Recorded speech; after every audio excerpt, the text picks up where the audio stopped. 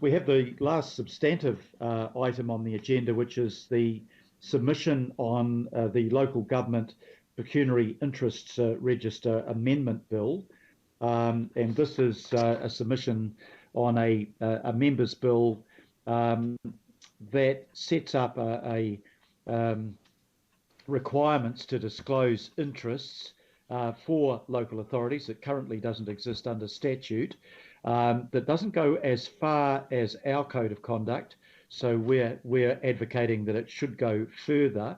But what it does do, as I understand, and I'll ask Warwick McNaughton to clarify this, it does give teeth to the fact that people need to make those declarations of their interests, which we don't currently have a statutory backing for at present. But Warwick, would you like to speak to the paper, and then I'll ask for a mover and seconder of it.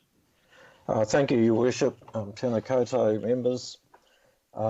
You're absolutely correct. Your summary was fine, and you're correct that it creates an offence with a maximum fine of $5,000 for a member who fails to declare. Is there anything you'd like to add to that, Warwick?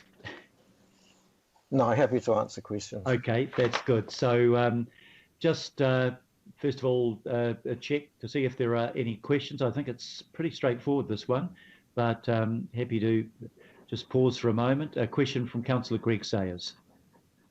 Thank you, Your Worship. Warwick, just a clarification question more than anything.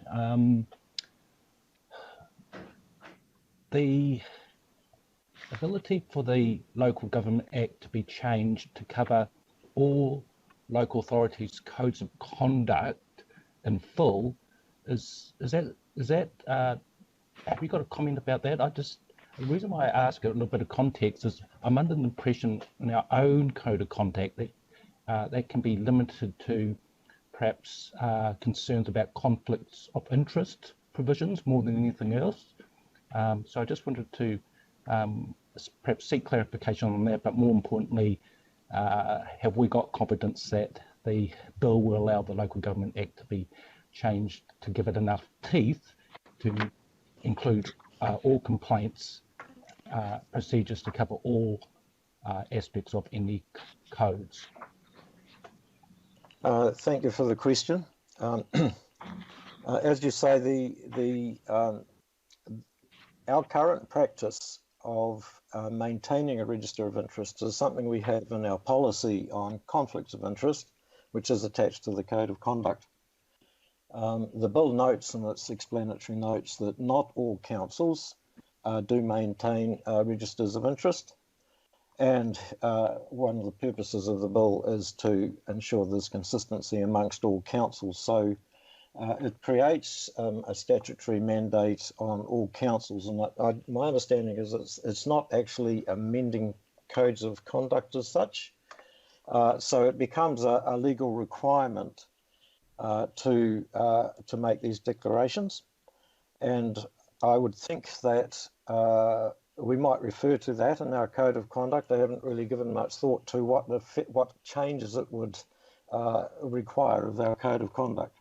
But the code of conduct, as you know, is something that we agree amongst ourselves as to the standards that we are going to live by, whereas this will become a legal requirement. Okay, Warwick, thank you very much. Thank you. Are there any further questions? Are there any comments? If not, Councillor Filipaina will move. Do I have a seconder for the submission, please? Cooper. Councillor Linda Cooper. It's been moved and seconded. I will put the recommendations. All those in favour, please say aye. Aye. To the contrary, no. I declare that carried, I think, unanimously.